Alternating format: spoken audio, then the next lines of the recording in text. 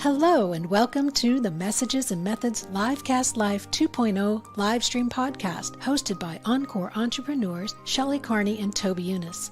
We inspire excitement for content creation and marketing your brand and business while answering all your technology and digital marketing questions. Join us as we interview experts who share their knowledge and experience to provide actionable tips to land more clients, nurture leads, and position yourself as an expert in your industry. Chat with Shelley and Toby live every Wednesday on YouTube or Facebook. Hello and welcome to Messages and Methods. We were going to be talking about courses and memberships, but brand new research was just released from Edison Research, sponsored by several different podcast hosts, including Podbean and Podcast Movement, and Spreaker, and PRX, and all sorts of great sponsors in the podcast space. And we are excited to be able to present those statistics and give you our input on on those statistics and what they mean for us and for you as well as a podcaster. Since we felt that since they applied to podcasters, and although it is good, solid research, Edison Research always produces top-notch research when it comes to the podcasting industry. We have some opinions on the matter of how the 45 plus, now we think of ourselves as 55 plus, but the 45 plus age group is treated. And one of their complaints, or perhaps even criticisms in their observations, was that the 45 plus age group is underrepresented in podcasting, meaning there are very few creators that are 45 plus. Therefore, they feel that the audience, the 45 plus audience, is not only underrepresented, but underrepresented when it comes to podcasting. So and underserved. And underserved, right? That's actually the word that I was looking for, underserved rather than underrepresented. So we want to talk about that because we're in that age group, we're in that demographic, and we have our opinions on the matter. And we'd like to help Edison Research maybe set some expectations about what needs to be done. All right. And these statistics were gathered from quarter 2, 3, 4 of 2021 and quarter 1 of 2022. So that gives you an idea of the time period that they're referring to. You ready? Oh, you just hit remove. There we go. Okay. And this is called the Sounds Profitable research study. And it's the people behind the podcasts, the creators, podcasters. And we're going to learn about them today. Having worked as a consultant to a research company, I can tell you that you can see right here, there's a little notation was sponsored by these companies, including Pod News, PRX, who's one of my favorites, Podbean, which is a hosting company, Red Circle, Speaker, and the Podcast Movement. The reason that's important is because when a company like this does this kind of research, they look for people to sponsor the research, pay for the research, so that they can do a credible job of doing the research without having to be underfunded.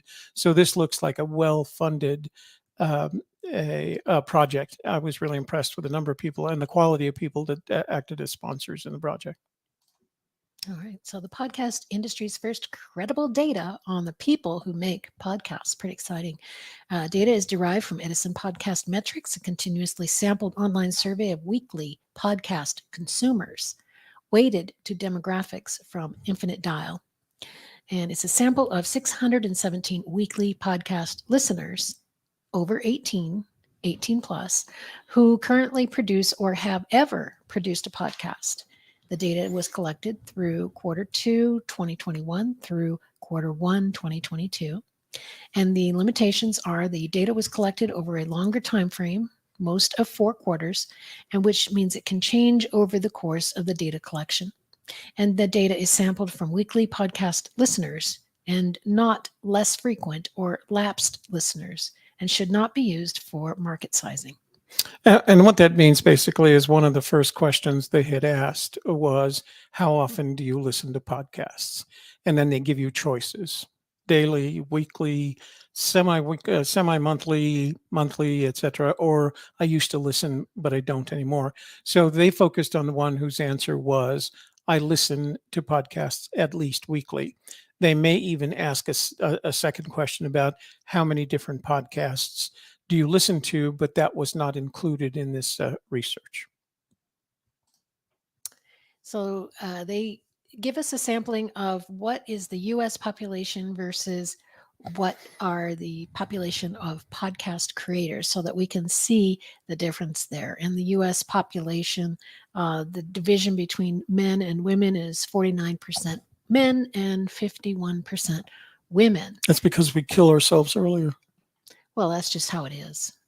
There's more women because we live longer. Women have a higher birth rate, they live longer, and men kill themselves faster than women. Yeah. And I don't mean suicide, I mean accidents, dangerous stunts, et cetera, et cetera. So, yeah. And more genetic predispositions for diseases and sorts of things, as compared to podcast creators, which is 69% men and 29% women and 2% non-binary or other, or those who did not choose to answer man or woman. So I noticed that non-binary or other, we met several people at the She Podcasts conference last October that were non-binary or preferred other over being categorized as either one of the primary gender. So they're out there and they seem to be very active in that. What surprised me was the number of men who are podcasters versus women. I thought, I've always believed, and Shelley, I think will back this up, that podcasting is a great way for anyone to amplify their voice. But since women's voices tend to be under amplified just by the nature of media, I felt like podcasting would be a great way for them to take advantage of it to amplify their voices. Now, that there's no comparison. I don't know where this statistic was, for example, 5 years ago. So it may have increased. It could have doubled, and these are all hypotheses. So I'm going to guess that in 5 years it's grown, but I still feel like women are underrepresented in the podcasting community, and women have a lot to say, and I think a lot of what they have to say is important. And so I know I'd like to see more women in the community, and we don't necessarily target women as our clients to help them move forward, but we're always happy when we can help someone of the female gender move forward with their podcasting or live streaming. And then, of course, the U.S. population for age ranges are pretty even between all the different ages. So I'm going to move this over to you because it's harder for you to see it on that side. I'll just control it from here. Did I do that? Move it back when you're ready to talk about it. We can just swing it back and forth. Anyway, U.S. population, and they start with 18 to 24, which is 13%. Age 25 to 34, which is 18%. Age 35 to 44, 18%. Age 45 to 54, 19%. And age 55 to 64 is 16%. And age 65 and older is 16%. And as we know, the baby boomer population is growing. The retirement community is growing. The Gen Z is a smaller subset of the population, and so we're going to see the older people in that demographic. That demographic is just going to continue to grow. So why don't you talk about the podcast creators? So, and remember, this is not just, these are podcast listeners who also create podcasts. All right. So that's the context here. But as you can see, there's the majority of them by a significant amount. So there's 25 plus 33, 58 plus, no, I can do it from here. I can actually see it. Plus another 28. So nearly 90% of podcast creators are between the ages of 18 and 44. And that's a pretty significant percentage when you compare it to this right here. This is that same percentage, which makes up less than half the population, but nearly 90% of podcast creators. Here's our group, the age 55 plus. At least they sampled it and not just categorized 45 plus. So I'm glad that they sampled it, but it was good to see that 2% of the podcast creators population is 55 plus, and we're privileged and honored to consider ourselves in that category, that age group of podcast creators. And of course, ethnicity for the US, the United States, is 63% white, 13% African American, 14% Hispanic Latino, Asian is 5%, and other or did not categorize was 5%. And in comparison to podcast creators, it's actually a little bit better because More diverse. Yeah. more diverse because the white population is 51%, which is still a lot. A little over half of podcasters are white, but the Hispanic Latino group is quite large. It's 24%, which is more than their percentage in the population. So that has really grown over the last few years. And African American is at 14%, Asian is at 5%, and other is at 6%. So we're getting more and more diverse in the podcasting community, which is really, really wonderful. So one of the important things to remember is that in the 2010 census, I'm assuming this is the 2020 census, that African Americans represented 17% of the population. In the current census, they represent 13%. That is not because there are fewer African Americans. That is because the Hispanic Latino population is increasing as a percentage of the population. So in 2010, we were just under 300 million. 2020, we're 340 million. And we have a higher percentage of Hispanic and Latino, a higher percentage of the Hispanic Latino demographic. And so they are represented a little bit higher as well in the podcast creators. And I, being a Hispanic Latino, was very pleased to see that this Hispanic Latino demographic is oversampling in terms of their podcasting. So they only represent 14% of the population, but 24% of the podcast creators. So that's a pretty good number, and I was happy to see that as well. I think they've done a lot in that community to raise awareness of podcasting. And that's one of the things I don't necessarily know that they talked about underrepresented populations other than the ones that were underrepresented as a result of economics.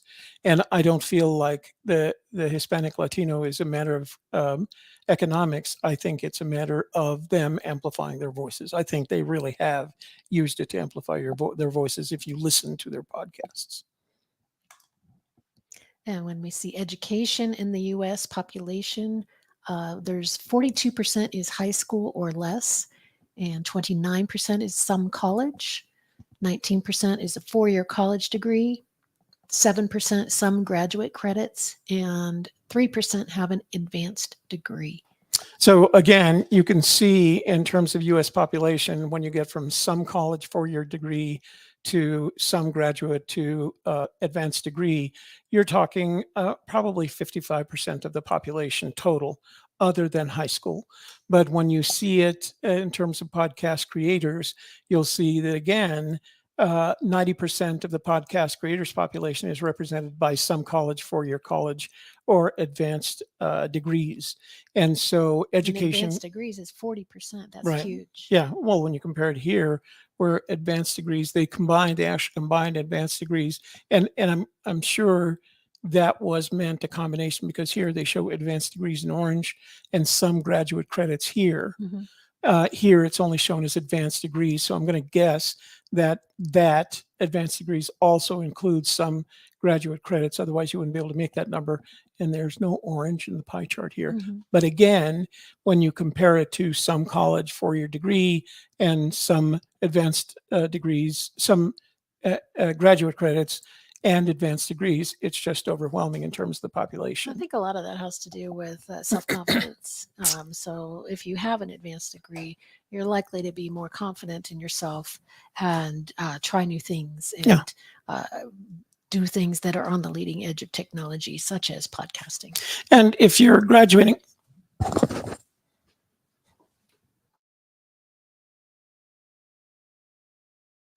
if you're graduating from high school this year, there's a very good chance you are familiar with the technologies associated with podcasting because they're so common. You carry Anchor, for example, as a podcasting application that you carry on your phone that enables you to record, enables you to cut clips in, etc. So these kids have that technology, and I'm going to expect that a lot of these that we see in high school is going to continue to grow and add as they go through their college periods. So I think that's a good indication of the growth of it through education. I'm going to have to go get some water. Okay, I'll be right back. Will you take this next slide here? Okay. Next slide is about employment, those who are employed full-time, and this is still podcasters. These are podcasters, not just people in the United States, but podcasters. And those who are employed full-time are 73%. Employed part-time is 7%. Temporarily unemployed is 7%. Homemaker is 3%. Retired is 2%. Student is 4%. And other is 4%. So retired, 2%. That's kind of interesting. Again, that's that 55 plus demographic that is sampling so small. But I have a feeling that it is larger than we think, and that they just somehow missed sampling them. Somehow the people they reached out to, they need to find other avenues of reaching out so that they will get input from that older crowd that is in that retirement community. But it is good to see that even though people are full-time employed, they can still manage to get out a podcast. 73% of those people do that. So these are the podcasters that are fully employed, the big purple one. Yeah, I thought that was an important concept because it means that people are making time. What's happening is like any other avocation or hobby, they're turning it into their avocation and do a little slide of avocation or hobby and making time for it. And podcasting, depending on the show and how familiar you are with the subject matter. So if your hobby is trout fishing and you're very familiar with the subject matter, it's pretty easy to put a podcast together, especially if you have lots of friends who are fisher people as well, because then you have a constant stream of guests to talk over the subject. And remember, podcasting is kind of a different animal. It's not like live streaming where you can have a colorful presentation to support it. You have to do it all with audio. And you're not going to have the ability to share pictures with your audience. So there has to be a lot of conversation involved. And we've talked about how to structure a podcast in previous shows, so we're not going to do that here today. But the implication is that if you have a little bit of time on your hands, you've got time to create a podcast. And the nice thing about it is the tools that are out there. 10 years ago, it would have required a lot of effort, including editing, the pre-processing stuff before you were able to get it up. And then you if you're lucky, you have a WordPress template. Now the tools are there and available to you. The technology is available to you and the applications are available to you. And of course, if you're working full time, you can afford to pay somebody to edit. Yeah, exactly. And we know people who do both, pay their editors and who do editing. So if you have any concerns about that, let us know. We can help. And the income in the U.S. population, they talk about, starts here with under 25,000 is 24%. 25,000 to 49,999 is 24%. So that's your half the population is under 50,000 a year. Then you have 50 to 74,999, and that's at 18%. 75,000 to just under 100,000 is 12%. 100,000 to 149,999 is 12%. 150,000 or more is 10%. So about half and half of people who are considered on the lower end of income, and they may be only part-time employees, so or gig workers. So there's two things to note here about the podcast creators, and that is there's people who make under 25,000 a year, 12% of the podcast creators population. that are podcasting, and that it's very similar to the 13% of 150,000 or more, which to me is an indication of podcasting being a great equalizer. You don't have to be making big money to do it. When you're doing a sample like this, when you're doing a survey and you get a sample like this, your tendency is to throw out the bottom and the top, and just say, here's where my potential market is for whatever I'm doing. And as you can see, that potential market is probably 80% between $25,000 and $150,000 worth of podcasting. And although this shows up a higher number, right, that 25% make 150,000 or more, you can see that they're represented all the way from 25,000 to 50,000. But even more importantly, they're represented at under 25,000. So even though you're making under 25,000, this is technology that's accessible to you. Anchor has Anchor.fm, one of the podcasting hosts and distributors that we use, has a free version. And the only limitations are the number of podcasts per month and the number of listeners per month. And the numbers are reasonable. They're kind of made for your new podcasters. So you don't need to be in the money to podcast. Accessible. And employment of podcasters, mostly work from home, is 46%. Mostly work outside the home is 37%, and work from home and outside the home equally is 17%. So those might be your part-timers who also do a side, treat this as a side gig, podcasting and making money from that. You know what? The only bad thing about using the StreamYard slides feature, what's that? Is it's that size. If we were using a share screen feature, we could have a full-sized document here to work. You could work with. So, an example of someone who works from home or outside home equally is my son-in-law Francis. He's a realtor, and most of the time he works from home. But he has to go out on weekends for his calls, weekends and weeknights. So it's a combination. His wife, my daughter, Toby Renee, works from home. She works for a company in Sweden. And she works here in the United States. She's a sales professional and works from home and communicates regularly with her team at the office. So I think this number is impacted by the manner in which employment has changed over the time of the pandemic. A lot more of us are working at home, not in our own businesses or maintaining our own business, but we're working from home because that's what our employer has decided was best for them. I just noticed that Google, I think, is requiring their employees to return to the office. They've given them 2 months to make the transition. So kind of, it doesn't make any difference whether you're working at home or work mostly outside of the home. And these are creators who drive workplace purchases, and the percent participating in purchase decisions as a part of job function. So those who are employed and making purchasing decisions, and also are podcasting. And that's 80% that are doing that. Making those decisions. Yeah. So the implication is that if you are employed or self-employed, and of course, if you're self-employed, it's natural that you're going to be in that 80%. But the implication here is that 80% of podcast creators in some way or the other participate in purchasing decisions, either for themselves or for their employer.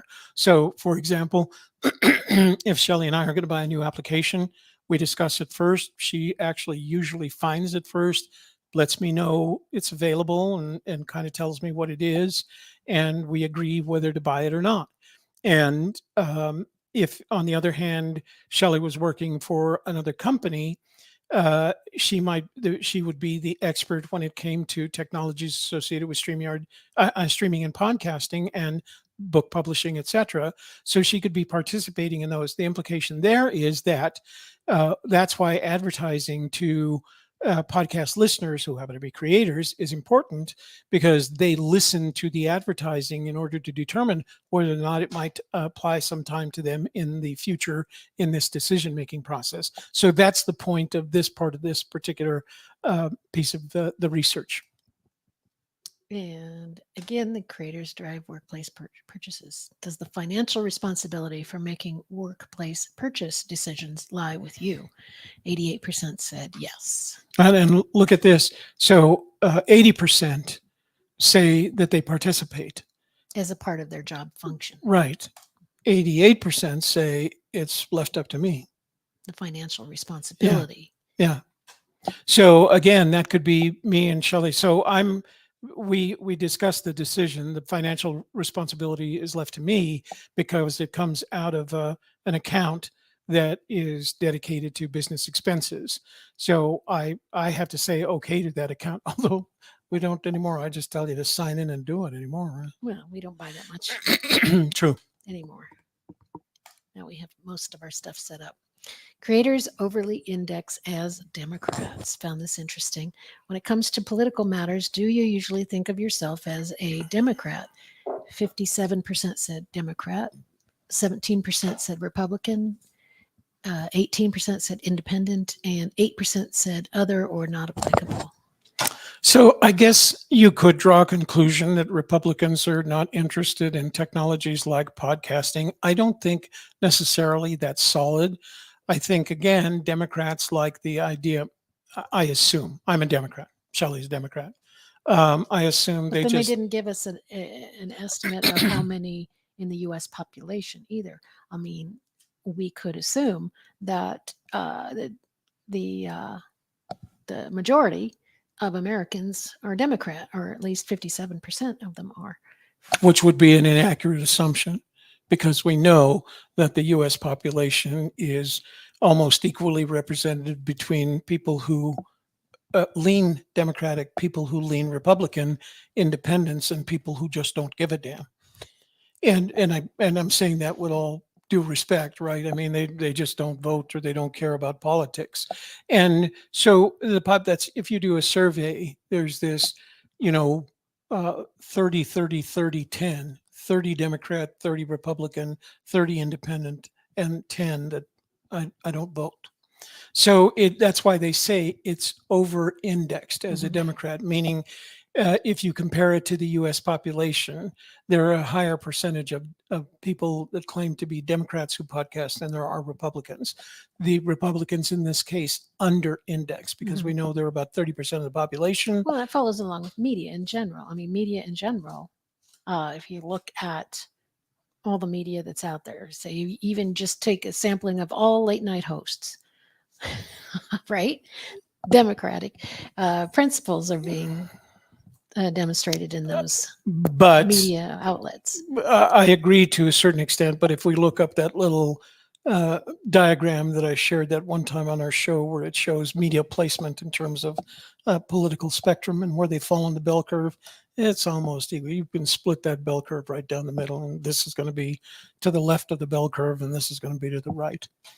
But I think I'm not sure what conclusion they were trying to draw other than they are overly indexed as Democrat, under indexed as Republicans. But I as a podcaster,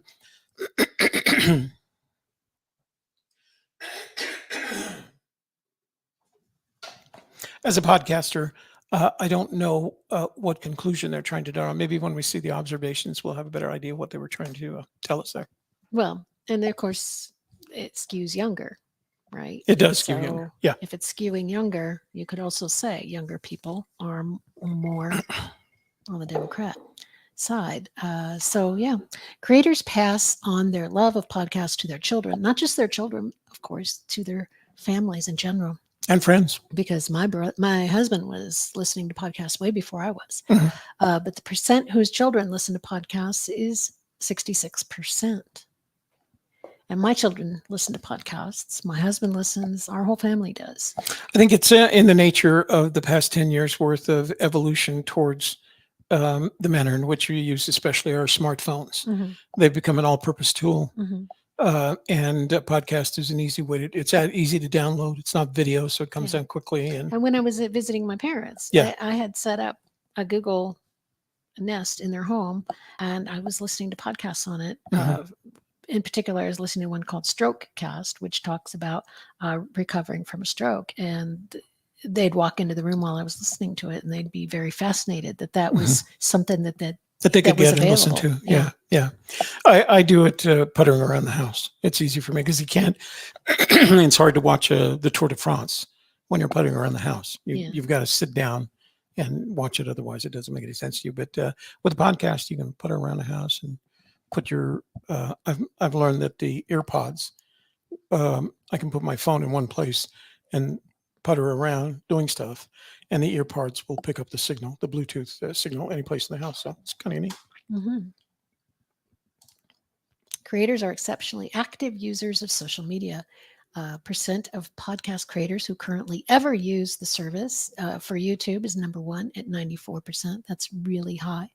Instagram is 88%, Facebook 88%, Twitter 78%, TikTok 72%, Snapchat 70%, WhatsApp 63%, LinkedIn 62%, Reddit 61%, and Clubhouse 24%. And I'm pretty sure Clubhouse is dropping a lot since this was done because they actually sampled this during a time when Clubhouse was very popular, and it's not really very popular any longer.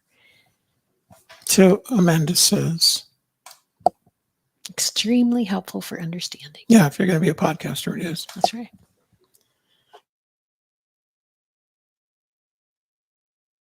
I swallowed a grasshopper while I was out from my work. Okay. So this, I think I can pretty much agree with, because this represents kind of my social media use. YouTube is my primary, then followed by Instagram. I have channels on both, of course, so that helps. I do have a Facebook page, but I spend less and less time there, and I have a limited number of people. I limit my friends to somewhere between 30 and 40 that are actual friends of, intimate knowledge of one another, and family. I used to use Twitter a lot, but I don't anymore. And then I am a TikTok viewer. I do have a TikTok channel, but I don't put anything on it. I like the viewer. Cat videos make me happy. So. And with me, YouTube's number one, but number two is LinkedIn. Oh, that's true. It is for you. It is. Yeah, absolutely. Again, I do have a LinkedIn account, but I don't use it. I haven't used it much since I retired, although I keep my account up to date and active. Social media brand usage. So this is the total U.S. population over the age of 12 using social media brand. Facebook 63%, Instagram 46%, TikTok 36%, Pinterest 28%, Twitter 27%, Snapchat 27%, and LinkedIn 21%. And that's interesting that so few people use LinkedIn in this group. So what interested me, of course, Facebook and Instagram are the same brand. They're part of the Meta brand, and they're intimately connected. So when I post something to my Instagram account, it automatically posts to my Facebook account as well. And that's why I like the relationship. When I first heard that Facebook was acquiring Instagram, I wasn't happy about it because I'm not a big Facebook fan. But it's helpful in the sense that they're connected well enough that I only have to post something once on Instagram, automatically post to Facebook, and I don't have to worry about it. TikTok, I think, is very youth oriented, and this is from the 12 and up age group. And I think they could have probably broken it up by age, and TikTok would have probably gone to the top for that 12 to 18 group, and maybe even the 18 to 24. But again, these are probably my primary short of YouTube. Pinterest is the one that always kind of interested me. I when it first came out back in, I think it was the late 2000s, I got an account and I used it a little bit, but I just didn't get the model. I didn't quite understand the benefit to it. But there are a lot of people, obviously, that do use it. Yeah. And I think LinkedIn is tapping more and more into the creator economy and giving us extra tools as creators. So I think I would guess that LinkedIn numbers will continue to rise over the next few years. And remember, these represent more than 100% of the population. So the implication is that these are ordered in use, and any one person that's a Facebook user, the 63%, can be a user of Instagram, TikTok, Pinterest, et cetera, et cetera. So that's a pretty good overall number. 21% for LinkedIn, I think, is really good. Creators share and follow podcasts on social media. The percent of podcast creators who have ever engaged in the behavior of sharing podcasts on social media. We have 84% who shared a podcast on social media, 86% followed a podcast host on social media, and 87% followed a podcast on social media. A podcast. Followed a podcast versus So shared. they see Right. about a podcast on social media, and then they go check it out and follow it. And that's pretty much what I do. Occasionally, I have several podcasts that I follow, mostly political, and occasionally I'll share one of them. But most of the time, it's my personal thing. And not everybody's interested in politics in the way that I am when it comes to podcasting. So, one of the things that we're going to see in just a minute, that the favorite podcasting topic is comedy, and that's one thing I don't listen to. I know I didn't see anything on there that was about me. Yeah. Many creators own both an iPhone and an Android device. I do. I own an iPhone, and my tablet is a Samsung Android. So I do have both. And I think it really is good to understand both operating systems, so that as a content creator, you should know, at least understand the simple basics of operating something in iOS or in Android, or in Windows. And so 71% own an iPhone and 71% own an Android device. So I own iOS smart devices, but I do have a Chromebook. And of course, this is Windows. I don't think I have anything that's Android. I don't know that I ever have. Mm-hmm. Actually, I did once, and I gave it to you. So again, what they're saying, since 71%, but your computers are Windows based. Yeah, 71% of the respondents said they had an iPhone. 71% said they had an Android. That means there's a percentage that have both. That's the conclusion they're drawing from this. Many creators are active users of smart audio, and those who ever listen to podcasts on smart speakers, such as an Alexa or a Google Nest, 36% of weekly podcast listeners listen on a smart speaker, and 65% of podcast creators listen to podcasts on a smart speaker. Apparently, we're new age kind of guys. Yeah, we get the tech and we like using it. Mm-hmm. Makes our lives more convenient.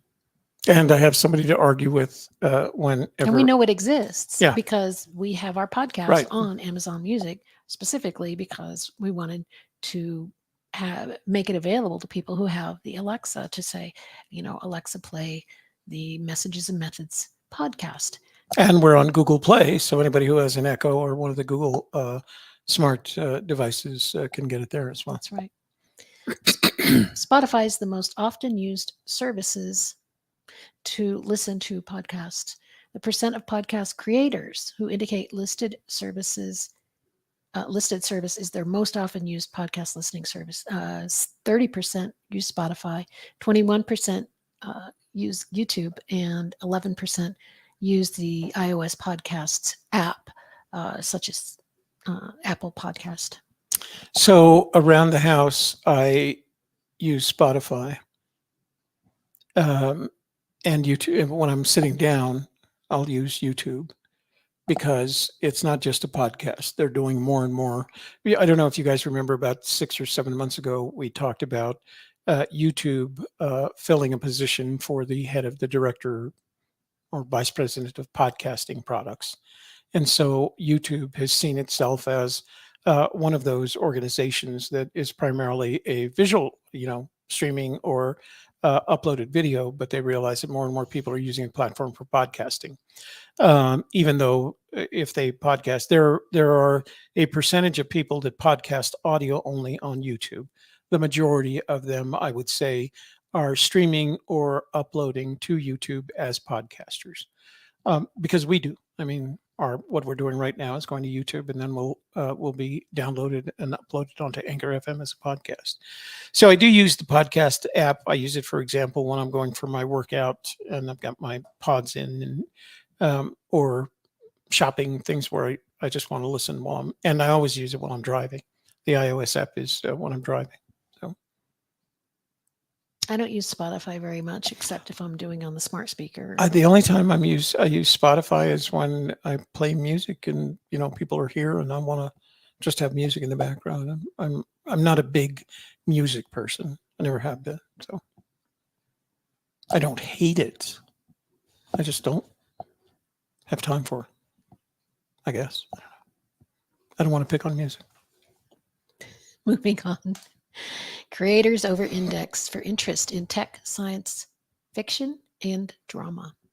And your number one, it says a percentage of podcast creators who ever listen to podcasts featuring this topic, and their number one topic is comedy at 46%, then music at 43%, technology at 41%, entertainment at 37%, sports 35%, news info at 32%, history at 32%, politics 31%, true crime 30%, science 30%, food 30%, drama 28%. And I read all of those because those are not my top.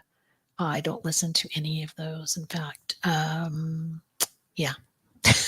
I do news and info, history and politics, and then there's kind of a science that includes archaeology, astronomy. Although I do watch some comedy on YouTube, but that is then turned into a podcast, Right. Such as the Late Show with Stephen Colbert. Right. It's turned into a podcast, but I watch it on YouTube. And it's for it being a visual medium, Yeah. because it is, for example, Stephen Colbert, it makes the transition to podcasting very nicely. Because he's not using slides. And this is page 1 of 2. So right, here's the second one. Second page, it reads down travel, 27%, mystery thriller, 26%, games, 26%, fantasy, sci-fi, 26%, business, hey, there's mine, 25%, specifically marketing and content creation, that's what I listen to, wellness and self-improvement, I'm sure, is 24%. That's something I also listen to, but not as frequently as business. Romance, 21%. Adult fiction, 20%. Language, 18%. Philosophy, religion, 17%. Home and garden, 14%. Biography, memoir, 14%. And children's, 13%. So, yeah, I don't figure in there until it hits business for me. What about you? So I'm on the politics. Yeah, I'm on the previous page. Yeah. So I do technology, news and info, history and politics, and then science to include, biology, geology, astronomy, archaeology, things like that, paleontology. So I do have a couple of those that I listen to. I think it again skews towards men's interests because it is more men than women in listening. That's group, right. So yeah. You're going to have that too. The top 10 podcast topics by interest. I'm sorry. By the way, if you're wondering why Shelley is reading these, you have to remember this ends up as our podcast, and the people that are listening to the podcast don't see these slides. So Shelley, come on over and watch it on YouTube. Then you can see the slides. Yeah. By the top 10 podcast topics by interest podcast for podcast creators. As we have said, comedy, music, technology, entertainment, sport, news and info, history, politics, true crime, and science. And again, the numbers skew towards the male interest, I believe.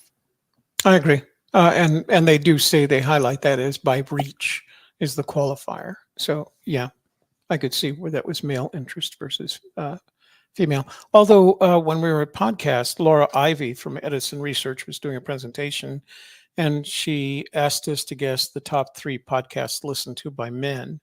And of course, one of them was Joe Rogan. And then she showed the slide. Of course, it was the top. And then she asked us to guess which were the top 3 podcasts listened to by women. And Joe Rogan was number 2. So women listen to him too, for as annoying as he is. Creators are not significantly more active listeners than weekly podcast consumers. Weekly time spent listening to podcasts for creators was 8 hours and 18 minutes. And weekly listeners was 7 hours and 30 minutes. So we do listen a little bit more as creators, but not significantly more. Yeah, you'd expect about a half an hour, 45 minutes more. Mm-hmm. That's actually a pretty good number when you think about it. Mm-hmm. More than 4 in 10 creators have been listening to podcasts for over a year. How long have you been listening to podcasts was the question. And we have 6 months to 1 year was 28%. 1 to 3 years was 29%. 3 to 5 years, 15%. 5+ years, 14%. Less than 6 months, 14%. So those who are the top, 5 or more years, 14%, and less than 6 months, 14%. But the number one was the 6 months to 3 years, I guess. Yeah, that's what you're going to. So if you kicked out the bottom and the top right there, right? Yeah. Then you're left with this. So it's relatively newcomers on the scene. 6 months to 5 years. And these are podcasters, and they've been listening to podcasts for 6 months to 3 years. So that's interesting, and it also kind of tells you that people don't stay in podcasting that long as well, maybe 3 years. Creators are extremely receptive to advertising in podcasts. How do you feel about sponsorship messages in podcasts you regularly listen to? That was the question. And the answers were 52% are interested or often find it useful.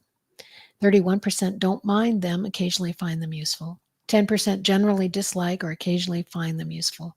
7% dislike completely and never find them useful. So we have people who are like, I'm anti-commercials and I'll never have them in my show, and I don't want to listen to on other people's show, all the way to, I like to listen to them, and I have a lot of trust in my podcast hosts, and I'm going to listen to what they have to say, and I find it useful. And maybe I'll use those same sponsors someday, so I'm going to listen closely. So on the top end, I listen to podcasts, and generally their advertising is for other podcasts. So people will say, Michael Cohen has 15 million listeners now, so let me advertise my podcast on that. And I check them out, and it's just not something I'm interested in. On the other hand, I also listen to Darknet Diaries, and their sponsors are always people who develop products either for security purposes,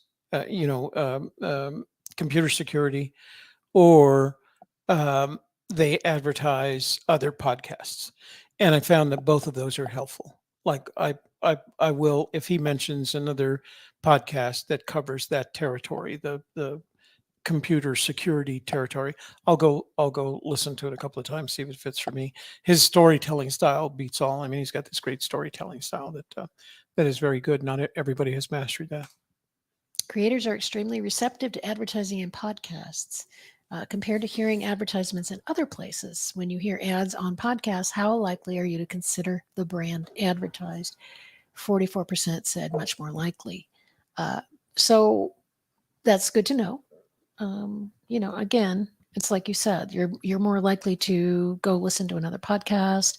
I listen to a couple of them about content marketing, and their sponsor is an email provider, ConvertKit. So I'm more likely to think, well, maybe I should check that out, because they use it, they recommend it. It's worth checking. It's worth checking out for content creators, because it's more specifically aimed at content creators. So it must be for me. So I'm going to go look at it. So I've noticed over time with YouTube, for example, I'm getting presented more advertising, and the ads are longer and harder to skip ads with. So they've kind of figured out that they can throw advertising at me, and I won't. I'm at the stage now where I'm going to go to YouTube. What is it? The YouTube Professional. What's the version? Red. That's not Red anymore. There's an advanced Pro, yeah, where you don't get any more advertising, and it's $15 a month or whatever. So I'm at that stage where enough with the advertising there, big boy. Plus, I noticed, like I said, but that creator doesn't have control over that algorithm. That's YouTube telling you, oh, I know what you are interested in this week. I'm going to show you that ad. So here's one of those funny things. In Florida, we're always talking about boats, and I happened to pass by this location on Federal Highway that rented boats. And you have a fee an annual fee, and then you can reserve the type of boat that you want. And you pay a fee based on fuel costs, right? Um, and I went back to my daughter's house and I started talking to my son-in-law, Patrick. And I said, hey, have you tried that boat rental thing? Maybe we could do something there. And he said, yeah. And he had looked into it and his father had tried it for a while. And said, we talked about it. The next time I got on YouTube, damn if it didn't show me the first video that I looked at. Damn if it, and it had nothing to do with the video, had nothing to do with boats. But it showed me an ad for that exact location in Boca Raton that does boat rentals. I'm going like, that's spooky. It just shows you how effective YouTube advertising is. Yeah. Well, If apparently. you want to advertise your product on YouTube, that's probably a good way to go. The other thing that I'm getting from YouTube is they seem to be surveying me a lot. Mm-hmm. At least once a day, I get could you help YouTube by answering just one question? Creators support each other. In the past 12 months, have you given money to support a podcast? 68% said yes. Have you? No. Neither have I. But, I was gifted a membership for a month on one that I watch on YouTube. But actually, that's not true. I listen to QAnon Anonymous, and they have a Patreon account. And the Patreon account is $5 a month, and you get 4 extra podcasts a month. And so I do belong to that. So I have contributed to another podcaster. There you go. Creators support each other. Percent of podcast creators who currently engage in listed behavior. And we have 60% who pay for a podcast subscription on Apple Podcasts. 75% pay for Spotify Premium. And 48% pay for a podcast subscription on Patreon. That's where I fall. That's where you are. I mean, they have the regular podcast, but they do premium podcasts on their Patreon account. So, sorry, it's $5 a month. I spend I know $5 when I drive to Santa Fe on gas. I know. So here are the observations. While the listener profile is nearly representative of the U.S. population, those involved with the creation of podcasts, not just the hosts, but that means like editors and producers and managers, those who are involved with the creation of podcasts are overwhelmingly male. The industry needs to do more to encourage female creators at every level, from production to sound design to hosting. And we feel like we've made that contribution, not just I'm happy to host your show if you want it hosted by a female podcaster. And I'm happy to produce your show if you want to. Oh, no, I'm not a female. Never mind. But we felt like we made our contribution when we did our Women in Podcasting book with the interviews that we did at the She Podcast conference back in October. So we've always not that we're particular to women podcasters, but we would like to see women podcasters in the mix. They're good storytellers, and it gives them the opportunity to amplify their voice in a very inexpensive way. Creators aged 45 plus are underrepresented, which may be one reason why podcast listening has always lagged with older demographics. I think there's another reason. And like I said, my parents don't even understand what a podcast is or how to access one, but they would be interested if somebody shows them, look, here is a podcast that would be really great for you to listen to because, it's got information that would be helpful to you, such as the one I mentioned, Stroke Cast, where they talk about recovery from stroke. Their sponsors are people who produce equipment and things, programs for people recovering from stroke. And this is any age, right? The host of the show had a stroke, I think he said 5 years ago. He just had his 5-year anniversary. And he is, I think he's in his early 50s, late 40s. So you can have a stroke at any age, but that's beyond the point. The point is, people in the older demographics need to be shown that this exists, that it is something that would be helpful to them to listen to, and then to understand how to access that. So it isn't just about being podcasters at our age. It is also about showing older people how to access and listen to podcasts. But again, we are happy to help people in our age group learn how to be podcasters. Or if nothing else, how to listen to podcasts if you plan on becoming a podcaster. That's Because I right. think an important step in becoming a podcaster is listening to podcasts that have some level of interest for you, whatever they are. Mm-hmm. So this is accurate when they say underrepresented as opposed to undersampled. Underrepresented means they sampled everyone equally, and they just didn't find much in the 45 plus. The implication that they'd find anything at 55 plus, or even where we are, so I am 65 plus, is just not there for us. There is an element of economic, academic privilege to the creation of a podcast. Grassroots efforts to empower creators in economically depressed areas and in schools will only serve to make the space more vibrant and lock in future listeners. So that's an interesting assumption that it would make it more vibrant with voices. I think that's what's important. So the variety of voices. So for me, listening to Hispanic artists doing their own podcast is exciting to me because it does make it sound more vibrant, more realistic, and a better sample of what's happening in the United States. And I was very happy to see the statistic relating to ethnicity in terms of U.S. population versus ethnicity in terms of podcasters, where the Hispanic population was overrepresented and or over indexed. And I thought that was really good. I'd like to see more of that. Yeah. And just like we see on television, there's more and more diversity. I'm watching something called Ms. Marvel on Disney right now, and it's about an Indian American young woman who is part of the Marvel universe, becoming a superhero, and it's her story. And her whole family is involved in it, and they are all Indian American, and some are still in India and Pakistan. And it introduces you to their culture through this story. So that is wonderful for those people who are, for the first time, maybe seeing themselves on television being represented in a very positive light, and they can, feel uplifted. And the same goes with podcasting. So if you're in a demographic that is underrepresented, and you can do podcast and reach out to those people who are feeling like, I'm not seeing myself on television, I'm not hearing myself in podcasts, and bring them in and lift them up. And if you look at it, for example, I have an interest, again, because of my heritage, in Native American podcasters, but they are undersampled and they are representative. Therefore, they're under-indexed. And that's nobody's fault. They've just never shown an interest. I know of one on TikTok, for example, and he's very active. But there is a Native American component on TikTok.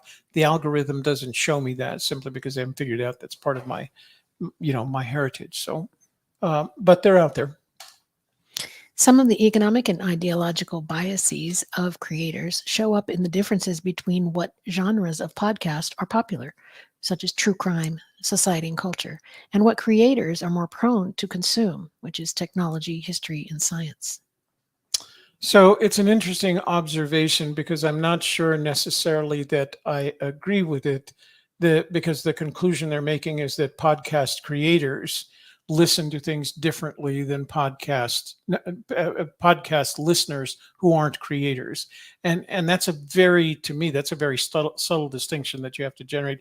And when I saw them, they say they were over-indexed in the categories. The categories that they said they were over-indexed fall into the middle of that first page. To me, that's not over-indexing. Again, I think it's it's skewed male interests. Yeah. So I think that's what explains this. That true crime is one of the most popular things. That's because a lot of women listen to true crime, but less women are podcasting. For some, creating a podcast is potentially their introduction to being a regular podcast listener. Period. If every new podcast only brings with it a literal handful of new listeners, the space is enriched. So creating a podcast is sometimes the only reason they start listening to podcasts, to kind of compare, okay, how can I make my podcast better? Well, I'm going to listen to a few competitors and see what they're doing so I can improve my own show. And then maybe they start, going outside of their competitors and just listening to things that are of interest to them. We can never forget that every new creator is a listener, and these listeners are extremely receptive to podcast advertising, as well as directly supportive of their fellow creators. We aren't just empowering creators, we are enabling an economy. A creator economy.